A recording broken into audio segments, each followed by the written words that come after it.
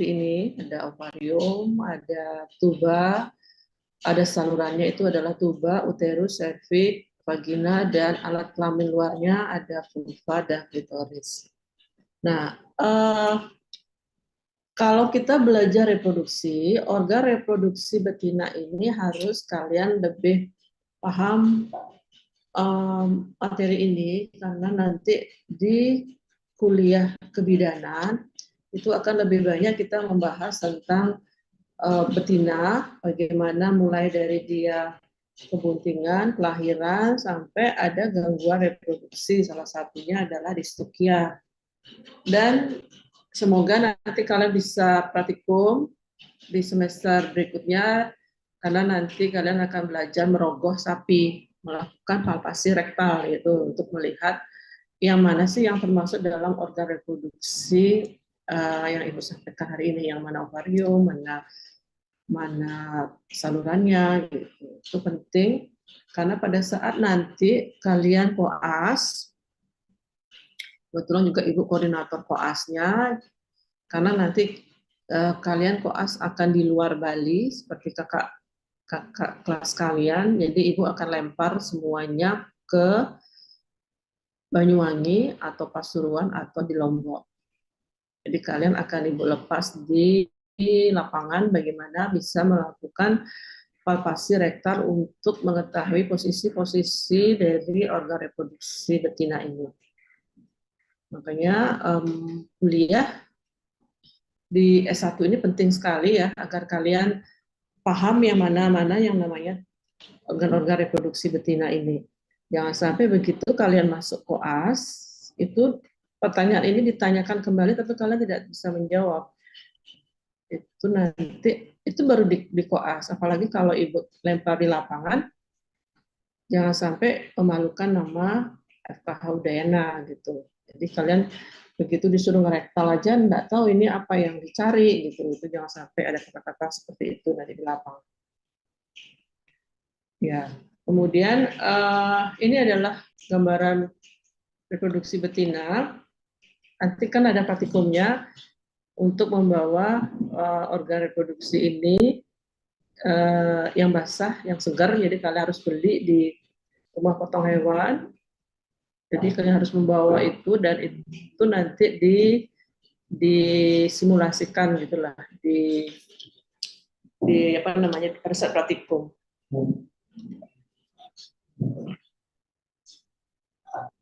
Ya, ini adalah organ reproduksi betina kalau dia diposisikan pada hewan hidup. Jadi seperti ini, di mana pada saat kalian melakukan palpasi rektal, itu tangan masuk ke dalam rektum.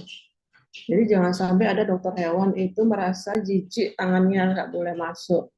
Makanya kalau adik-adik masuk koas, repro itu biasanya perempuan, ibu tidak mengizinkan tangannya, kukunya panjang. Itu nggak boleh ya, karena nanti kalian akan belajar merektal. Kalau merektal pasti kuku panjang itu ya udah ibu ini suruh keluar aja, nggak usah masuk repro. Karena pada saat melakukan palpasi, tangan itu harus bersih dalam artian tidak ada aksesori ya di tangan. Terus kuku tangan juga harus dipotong karena kita tidak mau melukai sapi yang akan kita pakai untuk praktikum. Nah, ini kalau lihat dari posisinya akan seperti ini, di mana posisi ovarium itu nanti kalau hewan itu dalam keadaan tidak birahi, itu saluran reproduksi terutama bagian uterus itu melengkung seperti sebelah ini, sampai ini dia akan melengkung dia. Tapi kalau dalam keadaan birahi dia akan mengembang itu apa ya? Melepaskan dari posisi lengkungnya itu dia lebih menjulur gitu. Jadi kalau dia dalam keadaan estrus itu atau birahi akan lebih gampang adik-adik meraba bagian uterus.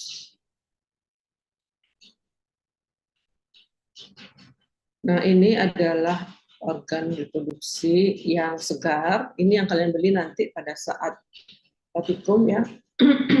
Ada saat praktikum. Ibu tidak tahu apakah pada saat kuliah fisiologi dapat juga materi ini. Jadi yang tujuannya kalian membawa ini dari sekarang kalian tuh bisa tahu posisi, kemudian bisa tahu tekstur daripada daripada organ reproduksi ini dalam keadaan segar. Karena pada saat dia nanti sudah di dalam hewan hidupnya itu kalian akan merasakan kesulitan yang mana sebenarnya. Karena pada saat kita ngerektal itu yang tampak tangannya itu kan pasti kotor, dipenuhi oleh kotoran sapi ya. Jadi kita harus mengeluarkan dulu fesesnya, baru kita bisa memposisikan tangan itu yang mana sih cervix itu yang mana uterus, yang mana ovarium gitu. Nah pada saat sebelum kalian masuk ke hewan hidupnya, jadi kalian harus membawa organ segarnya nanti seperti ini. Nah kadang-kadang mendapatkan organ segar pada sapi itu sulit. Yang kita tahu bahwa kalau di RPH itu dipotong kan rata-rata jantan ya, yang sapi jantan. Yang sapi betina pun itu apa namanya, potongnya itu biasanya betina-betina yang sudah tidak produktif. Jadi kalau yang masih produktif umur 2 sampai 6 tahun itu jarang ya kita dapatkan di RPH. Nanti yang kalaupun itu kalian dapatkan biasanya betina-betina yang sudah tua ataupun yang mengalami gangguan-gangguan reproduksi itu bisa dipotong. Nah, ini seperti ini.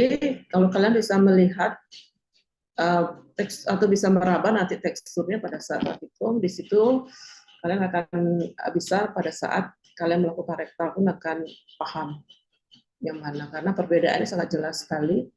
Yang mana halus, yang mana agak lebih kasar, yang mana keras, itu nanti akan bisa kalian rasakan pada saat praktikum. Nah, organ reproduksi itu ada 3 penggantung ya. Masing-masing ada mesometrium, mesosalping, dan mesovarium. Ini masing-masing penggantung. Kalau mesometrium itu adalah penggantung uterus. Kalau mesosalping itu penggantung dari tuba. Kalau mesovarium penggantung ovarium.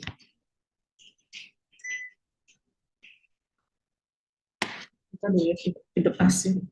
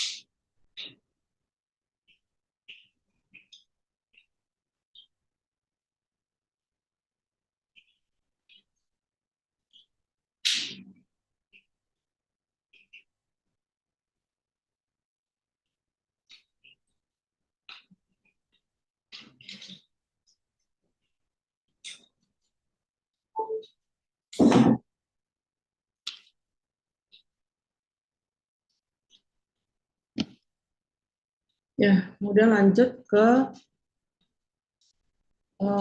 apa nih ya, ovarium ya. Ovarium mungkin semua udah tahu ya, ovarium itu adalah reproduksi organ primer ya. Jadi kalau pertanyaannya organ primer dan organ sekunder, harus tahu bahwa primer itu adalah ovarium. Fungsi daripada ovarium itu ada dua, eksokrin dan endokrin. Nah yang gini-gini ya jangan sampai kalian pada saat pertanyaan seperti ini nggak bisa dijawab. Jadi gampang kali pada saat kuliah S1 tolong lebih banyak pahamin apa yang dimaksud dengan organ reproduksi primer. Fungsinya eksokrin dan endokrin. Eksokrin itu berarti keluar dia. Jadi apa yang zat-zat apa yang keluar dari organnya. Tapi kalau endokrin berarti ada zat yang masih dalam keluarnya itu masih sekitaran daripada zat atau organ penghasilnya. Jadi endokrin itu adalah hormon. Dalam hal ini hormon penghasil yang diproduksi di ovarium itu ada estrogen, ada progesteron, ada inhibin, ada aktivin, ada PGE2. Karena nanti ada PGF2 alfa, kalau ini PGE2. Kemudian exo itu keluar adalah ovum-nya, sel-sel telur.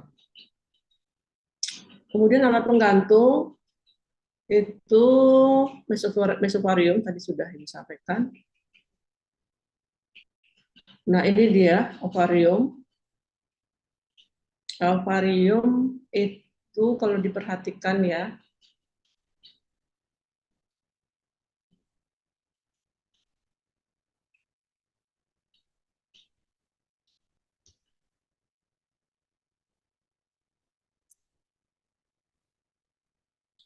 ini gambaran ovarium. Nah ini ada tonjolan-tonjolan. Tonjolan ini sangat bermakna ya. Misalnya ini yang kuning ini namanya corpus luteum. Sedangkan yang kecil-kecil seperti ini adalah folikel. Nah, yang seperti ini, kalau kalian rektal dalam posisi seperti ini, ovariumnya itu aman. Aman itu artinya bahwa sapi ini sudah melewati fase birahinya, fase estrus. Udah tahu ya, estrus ya, mungkin nanti kuliahnya Prof. Jo dapat apa sih birahi atau estrus pada sapi. Kemudian kalau tonjolannya, folikelnya itu ada di sini. Kalau folikelnya itu lebih besar daripada corpus luteum, nah itu yang hati-hati. Biasanya peternak atau pemilik ternak itu tidak akan mengizinkan kalian melakukan apa tuh rektal atau ngerektal pada saat dia sudah birahi, berapa jam sudah birahi, apalagi dikawinkan gitu. Karena pada masa itulah terjadi pelepasan ovum yang akan dilanjutkan dengan proses fertilisasi. Kalau tangan kalian masuk ke organ ini, itu diudak-udak organnya, maka kegagalan daripada proses fertilisasi itu sangat tinggi. Jadi kalau ibu-ibu ngarahin mahasiswa ngerektal itu pasti pada sapi-sapi yang sudah tidak produktif. Jadi sapi yang mau diakhir atau sapi yang sudah tua itu biasanya. Tapi kalau sapi-sapi yang masih produktif, yang masih sebagai bibit, itu biasanya kita hindari agar menghindari terjadi gangguan reproduksi atau kegagalan daripada fertilisasi. Nah, seperti ini lengkapnya kalau kita buat dalam preparat ya. Seperti apa bentuknya itu seperti dalam gambar akan seperti ini, yang mana corpus luteum, yang mana folikel yang akan mau ovulasi gitu. Nah, kemudian di ovarium itu ada aktivitas ovarium itu ada kegiatan daripada proses pembentukan folikel, ada proses pelepasan daripada ovum. Kita sering kenal istilahnya fase folikuler, ada fase luteal. Nah, fase folikuler, kalau fase folikuler inilah fase-fase birahi. Jadi kalau kalian mau melihat sapi birahi atau sapi estrus, mungkin nanti kalau di lapangan, oh ibu, apa kalian sudah pernah melihat sapi birahi? Biasanya kalau yang birahi itu sapinya lebih gampang kalian bisa mengamati. Tanda-tanda itu misalnya sapi biasanya sih tidak mau makan. Kemudian dia suka mengaum itu pada malam-malam itu gelisah, tanda-tanda seperti itu. Kemudian kalau ada penjantan biasanya dia suka menaiki atau tidak ada penjantan pun dia juga akan menaiki temannya. Nah, lebih jelas fase birahi itu akan tampak keluarnya leleran dari vaginanya. Itu yang dikenal dengan fase folikuler. Kemudian ada fase poluteal, itu fase di mana tidak ada birahi. Biasanya dia lebih tenang, kemudian organ reproduksinya pun juga tidak menunjukkan tanda-tanda seperti ada keluar leleran.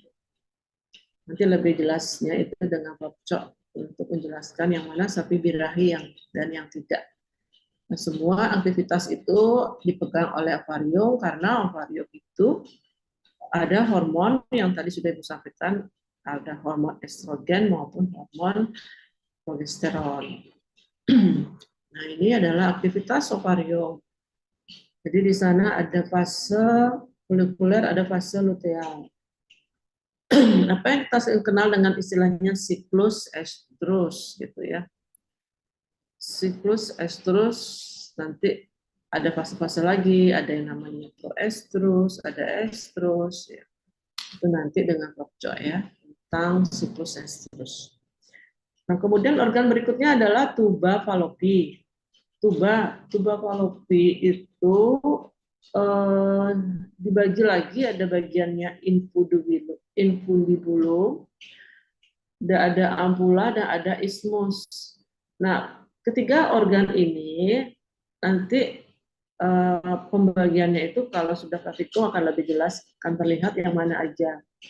Karena ada perbedaan antara infundibulum dengan ampula, antara ampula pun dengan ismus. Kalau infundibulum itu lebih jelas dia adanya bentuknya itu seperti corong gitu ya, seperti corong agak melebar di ujungnya, dan dia ada fibra. Fibra itu kayak bulu-bulu getar, itu artinya fibra ini akan aktif pada saat sapi itu birahi. Jadi tujuan daripada fibra itu adalah menangkap ovum yang akan mau ovulasi. Kemudian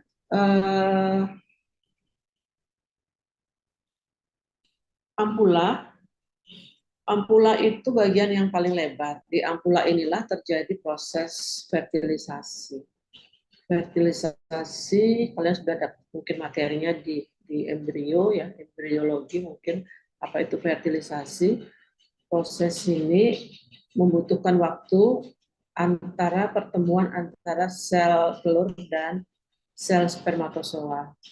Nah, ini proses inilah sangat penting sekali. Jadi tingkat keberhasilan dari kebuntingan pada sapi itu sangat diperhatikan dari bagaimana proses pelepasan antara sel telur dan lepasnya sel spermatozoa.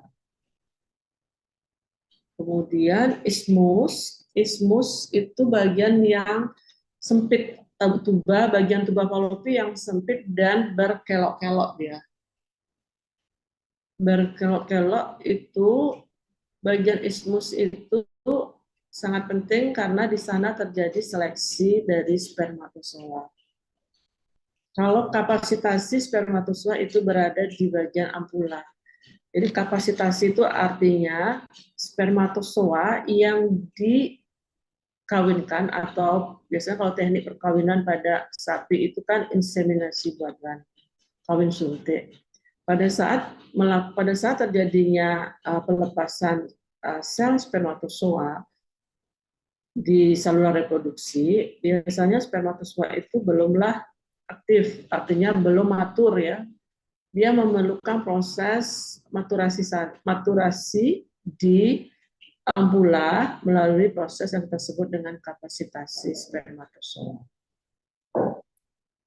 Nah, kemudian ismus bagian ini pun juga ada namanya proses pembelahan embrio. Jadi begitu terjadi fertilisasi itu ada pembelahan-pembelahan dari tahapan dari satu sel kemudian jadi 2 sel, kemudian jadi 4 sel, 6 sel, 8 sel, nah itu terjadinya di bagian tuba Fallopi.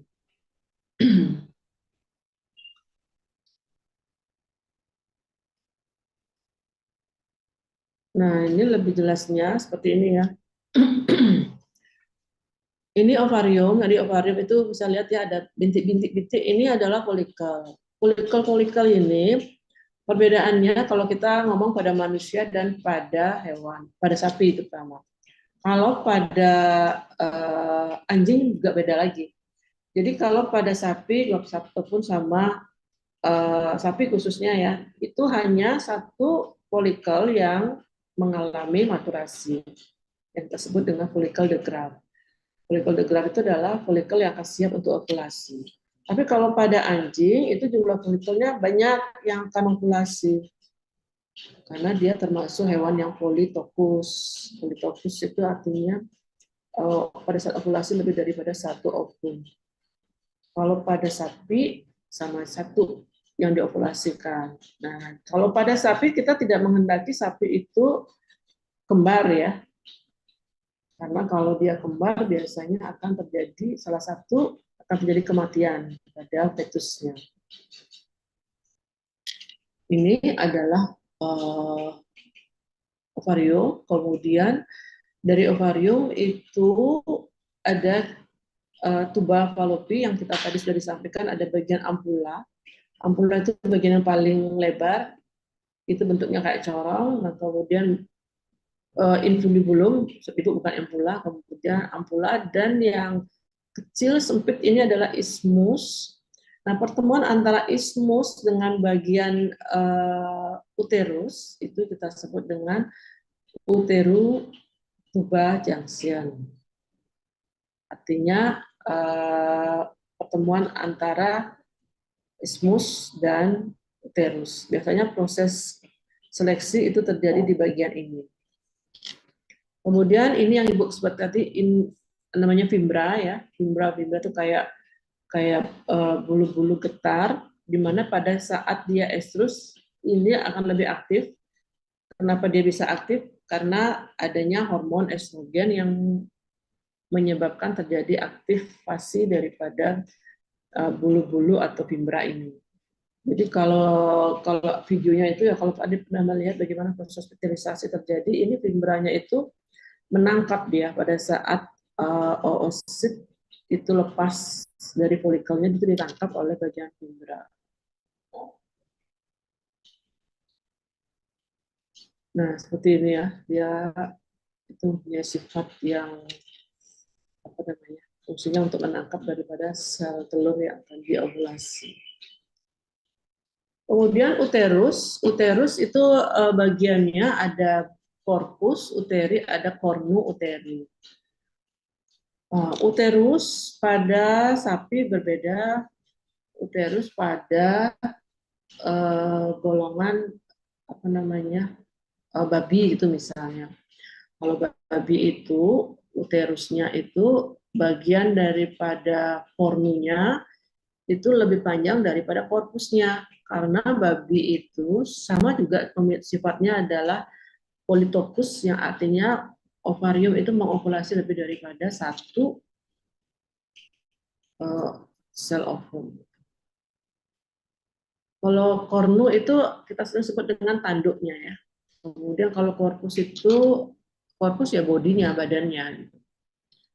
Fungsi daripada uterus itu banyak sekali, mulai dari transportasi sperma ke tuba Fallopi, kemudian adanya peran regulasi daripada corpus luteum, kemudian pembentukan plasenta, perkembangan fetus, kemudian dia mengandung cairan sebagai media hidup dari blastosis.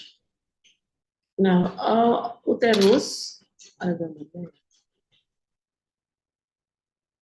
Itu memiliki tipe-tipe. Jadi kalau babi itu bicornu, kalau sapi itu bipartitus. Bipartitus itu artinya bagian uterusnya itu lebih besar daripada kornu. Kalau bicornu, kornunya itu yang lebih panjang daripada fetus. Kalau simplex itu pada manusia ya, simplex itu dia tidak ada kornunya, tapi uterus korpus saja adanya. Nah, bagian dari uterus itu, struktur di dalamnya itu ada endometrium, ada myometrium, ada perimetrium.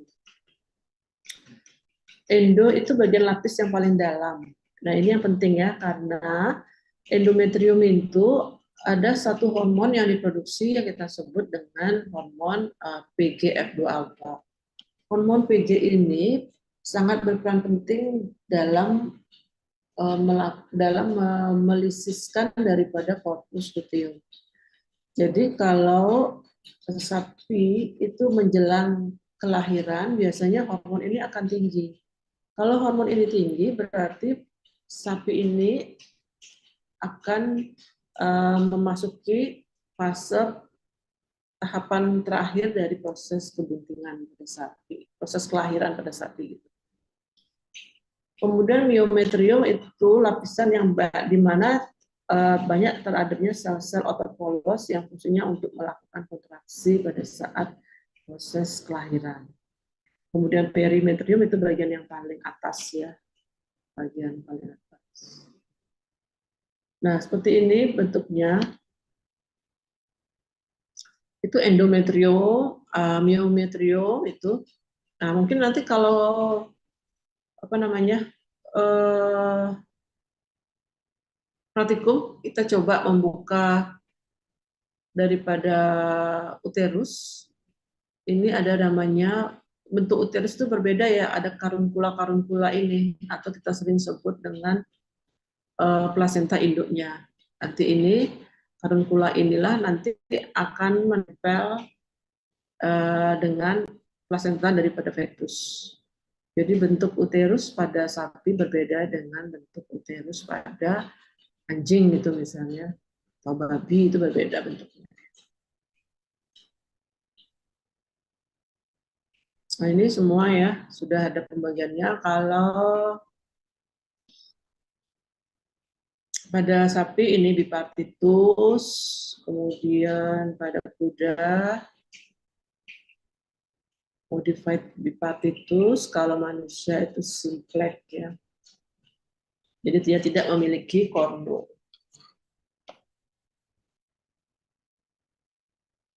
Kemudian organ berikutnya adalah serviks.